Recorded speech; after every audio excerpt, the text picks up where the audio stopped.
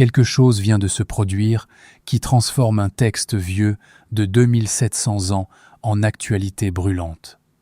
Pas une coïncidence, pas une interprétation. Ce que vous voyez en ce moment, aux informations, avait déjà été écrit. Le 28 février 2026, Ali Khamenei, guide suprême de la République islamique d'Iran, depuis 1989, 35 ans, à la tête d'un régime qui se présentait comme la lance de Dieu sur terre, a été assassiné dans des frappes aériennes conjointes, américano-israéliennes, sur son complexe à Téhéran. L'Iran a confirmé officiellement sa mort le 1er mars, déclenchant 40 jours de deuil national. La chaîne de commandement du régime des Mollahs, construite pierre par pierre depuis la révolution de 1979, s'est brisée avec une brutalité que personne n'avait vraiment anticipée. Et dans les heures qui ont suivi, quelque chose d'autre s'est produit. Quelque chose que les experts géopolitiques ont immédiatement identifié comme potentiellement plus lourd de conséquences que la mort elle-même. Le détroit d'Ormuz a été fermé. Pour ceux qui ne sont pas familiers avec non. Laissez-moi vous dire ce que cela signifie en termes concrets. Le détroit d'Ormuz est le passage maritime le plus stratégique de la planète. C'est par là que transite environ 20% du pétrole mondial. Chaque jour, des millions de barils traversent ce couloir de quelques kilomètres à peine entre l'Iran et le sultanat d'Oman. Si ce passage est bloqué même partiellement, même temporairement, les marchés mondiaux tremblent, les prix du carburant explosent, les chaînes d'approvisionnement s'effondrent, et les équilibres géopolitiques, qui semblaient stables, se révèlent aussi fragiles que du verre. Les gardiens de la Révolution, en représailles aux frappes américano-israéliennes, ont lancé des attaques contre 27 bases américaines dans la région et fermé ce passage vital, plongeant immédiatement l'économie mondiale dans l'incertitude. 2 événements, la mort d'un guide suprême, la fermeture du passage maritime le plus stratégique du monde, qui se produisent en même temps, dans la même région, autour du même pays. Et pendant que les économistes calculaient et que les stratèges militaires s'alarmaient, des millions de croyants à travers le monde ont ouvert un livre vieux de 2700 ans. Ils ont cherché un chapitre précis, et ce qu'ils ont trouvé a arrêté leur respiration. Ésaïe 21. Ésaïe était un prophète hébreu qui a écrit au 8e siècle avant Jésus-Christ. Il a reçu et transmis des visions sur des événements qui se dérouleraient des siècles, des millénaires plus tard. Et dans le chapitre 21 de son livre, il décrit quelque chose que les commentateurs bibliques ont débattu pendant des générations et qui, à la lumière de ce que nous voyons en 2026, prend une résonance que personne ne peut ignorer honnêtement. Le chapitre commence ainsi. Ésaïe 20 et 1 contre 1 à 2 dit « Oracle sur le désert de la mer. Comme des tourbillons qui s'élancent du Néguev, il vient du désert, du pays terrible. Une vision sévère m'a été révélée. Le trompeur trompe, le destructeur détruit. Monte et lame. Assiège Médie. Je mets fin à tous ces gémissements. Arrêtons-nous ici, parce que chaque mot compte. Le désert de la mer. Les commentateurs bibliques s'accordent pour identifier cette expression avec la région qui correspond aujourd'hui au golfe Persique, ce plan d'eau enclavé dont le détroit d'Ormuz est la seule issue vers l'océan ouvert, la mer enfermée, le passage contrôlé, le détroit stratégique. Il est remarquable qu'Ésaïe, écrivant à une époque où les cartes géographiques à grande échelle n'existaient pas, ait utilisé une formulation qui décrit avec une précision géographique troublante l'une des configurations maritimes les plus spécifiques et les plus importantes de la planète. Élam. C'est le nom que les Hébreux de l'Antiquité donnaient à la région qui correspond aujourd'hui au sud-ouest de l'Iran, précisément la région où se trouvent les principaux ports iraniens qui bordent le détroit d'Ormuz.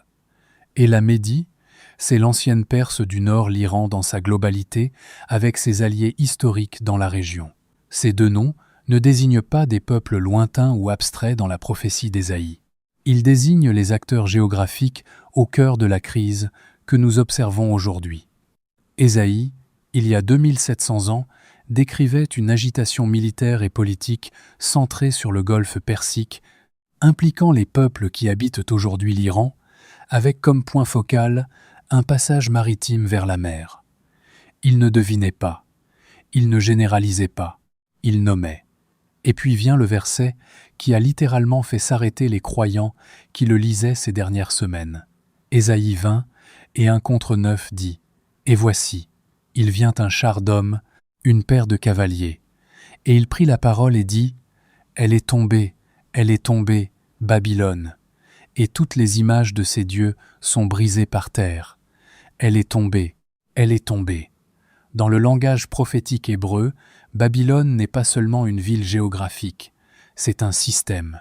C'est une structure de pouvoir qui s'oppose à Dieu et qui opprime les siens. C'est l'empire humain qui prétend détenir l'autorité divine. Et dans le contexte du chapitre 21, cette chute est annoncée depuis le désert de la mer, depuis le golfe Persique, avec une urgence militaire, une rapidité déstabilisante, une brutalité que personne n'avait prévue. Pensez-y une seconde. Un régime qui s'est lui-même présenté pendant 46 ans comme le représentant politique de la volonté divine sur terre. Qui a appelé ses ennemis le grand Satan et le petit Satan? Qui a construit son identité entière sur l'idée d'être l'avant-garde d'un empire islamique de fin des temps?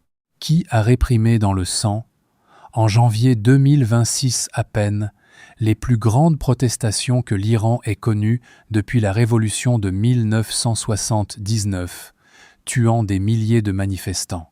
Ce régime-là vient de s'effondrer avec une rapidité que personne n'avait anticipée. Et cet effondrement a déclenché une crise autour du passage maritime qui contrôle 20% du pétrole mondial. Elle est tombée, et c'est Dieu avec elle. Mais continuons, parce que le chapitre 21 ne s'arrête pas là. Le verset 6 dit « Car c'est ce que m'a dit le Seigneur. Va, place une sentinelle, qu'elle annonce ce qu'elle voit. Une sentinelle. Quelqu'un posté en hauteur. Quelqu'un qui regarde au loin et rapporte ce qu'il voit avant que cela n'arrive. » La prophétie elle-même se présente comme un système d'alerte avancée. Pas pour faire peur, pas pour paralyser, mais pour que ceux qui ont des oreilles pour entendre puissent comprendre le sens de ce qu'ils voient. Et les versets 7 et 8 décrivent la sentinelle qui crie « Seigneur, je suis debout continuellement le jour sur la tour de garde, et je reste à mon poste toutes les nuits. » Toutes les nuits. L'image est celle d'une veille prolongée, d'une attente qui dure, d'une vigilance qui ne se relâche pas, même quand rien ne semble se passer, jusqu'au moment où quelque chose se passe. Et alors tout se passe très vite. C'est exactement ce que des millions de croyants ont vécu ces dernières semaines. Ils regardaient, ils priaient, ils attendaient.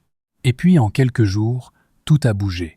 Ce qui est saisissant dans la structure du chapitre 21, c'est qu'Ésaïe ne se contente pas de décrire un événement isolé.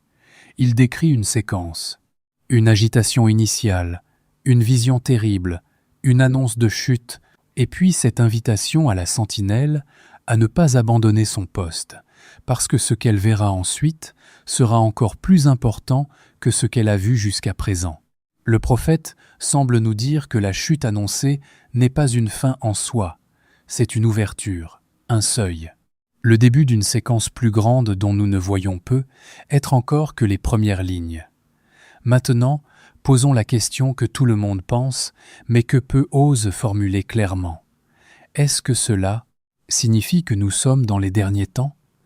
Est-ce que la fermeture d'Ormuz et la mort de Khamenei marquent le début d'une séquence prophétique finale? L'honnêteté intellectuelle exige ici la même nuance que dans notre vidéo précédente sur Ézéchiel 38 et 39. Les prophéties bibliques ne fonctionnent pas comme un programme télévisé avec un calendrier préétabli. Elles donnent des dynamiques, elles donnent des directions, elles donnent des schémas, et ces schémas peuvent s'accomplir en plusieurs étapes, sur des périodes qui dépassent parfois notre capacité à tout comprendre immédiatement. Ce que nous pouvons dire avec certitude, c'est ceci. Le chapitre 21 d'Ésaïe décrit une agitation catastrophique centrée sur la région du Golfe Persique. Il nomme les acteurs de cette agitation avec des noms que tout spécialiste de géographie biblique ancienne identifie avec l'Iran moderne. Il décrit la chute soudaine et dramatique d'un système de pouvoir qui s'était présenté comme divinement ordonné. Et il situe tout cela dans un contexte où le commerce maritime, le passage des marchandises et des ressources est au centre de la crise. Nous vivons exactement cela, maintenant, en 2026. Mais il y a une dimension de la fermeture d'Ormuz que presque personne ne mentionne et qui peut être la plus significative de toutes pour les croyants qui suivent la prophétie biblique. Si le détroit d'Ormuz reste fermé, même temporairement, les conséquences économiques mondiales seront massives. Les prix du pétrole exploseront. Les économies qui dépendent de l'énergie importée seront frappées de plein fouet. Les nations les plus pauvres, qui ont déjà du mal à survivre, seront poussées vers des situations d'urgence sans précédent. Et dans ce contexte de crise économique mondiale généralisée, quelque chose que l'Apocalypse décrit avec une précision troublante devient soudainement beaucoup plus concevable.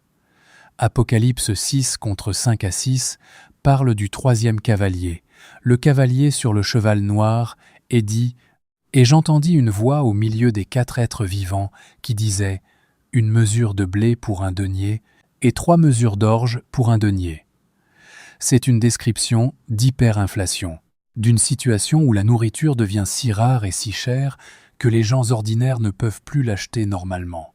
Une situation économique mondiale de détresse absolue. La fermeture d'Ormuz n'est pas la réalisation directe de cette prophétie, mais elle montre comment ce type de scénario peut se produire. Elle montre que le mécanisme existe, que le passage le plus stratégique du commerce mondial peut être fermé en quelques heures par une décision politique ou militaire dans une région instable, et que quand ce passage se ferme, le monde entier en ressent l'impact presque immédiatement. Les prophètes de la Bible décrivaient des réalités économiques mondiales à une époque où la mondialisation n'existait pas.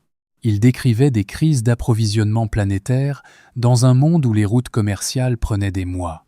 Et pourtant, ils avaient raison sur la structure. Ils avaient raison sur le mécanisme. Ils avaient raison sur la façon dont une crise dans une région peut devenir une crise pour tout le monde. Il y a maintenant une question que je veux vous poser directement, et elle ne concerne pas la géopolitique. Elle ne concerne pas l'économie. Elle vous concerne vous. Ésaïe 20 et 1:12 dit quelque chose de frappant. La sentinelle, après avoir annoncé la chute, dit « Le matin vient, et aussi la nuit. Si vous voulez interroger, interrogez. Revenez, venez. Le matin vient, et aussi la nuit. » Les deux en même temps, la lumière et l'obscurité, la restauration et le jugement, l'espoir et le bouleversement. Tout cela ensemble, dans la même séquence d'événements. C'est exactement ce que nous voyons. La chute d'un régime oppresseur, c'est le matin pour les millions d'Iraniens qui priaient en chuchotant depuis 46 ans. On a vu des images de Téhéran, d'Ispahan, de Chiraz des gens dans les rues, certains en larmes de joie, d'autres renversant des statues. Une émotion brute, longtemps comprimée, qui remontait à la surface. Mais la fermeture d'Ormuz, l'instabilité régionale, les frappes de représailles contre des bases américaines au Bahreïn, en Jordanie, au Koweït, au Qatar, c'est la nuit. Les deux coexistent, parce que l'histoire ne se simplifie jamais aussi proprement que nous le voudrions. Et la question que la prophétie pose à chaque individu qui la lit est précisément celle que la sentinelle formule. Que faites-vous avec ce que vous voyez? Est-ce que vous interrogez honnêtement?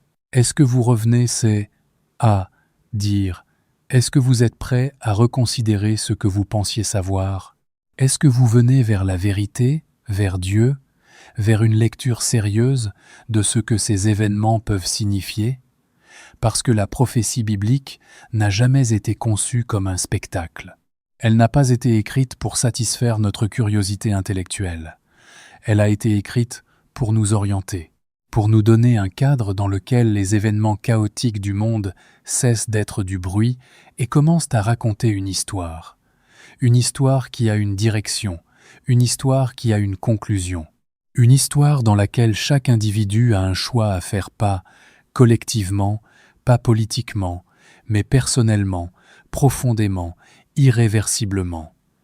Dans notre vidéo précédente, nous avions parlé des millions de chrétiens iraniens qui priaient en chuchotant depuis des décennies.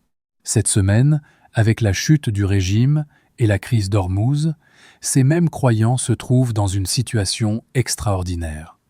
Leur pays est en train de se transformer à une vitesse sans précédent. L'oppression sous laquelle ils vivaient s'est effondrée plus vite qu'ils ne l'auraient jamais osé espérer. Et en même temps, le chaos qui accompagne cet effondrement les plonge dans une incertitude que rien ne pouvait vraiment préparer.